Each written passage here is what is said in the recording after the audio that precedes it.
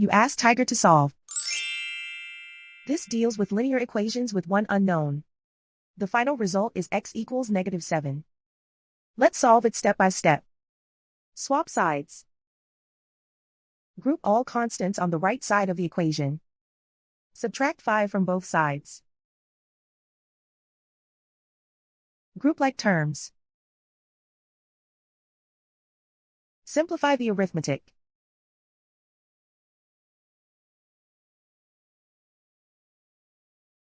Isolate the x. Divide both sides by 4. Simplify the fraction. Find the greatest common factor of the numerator and denominator. Factor out and cancel the greatest common factor.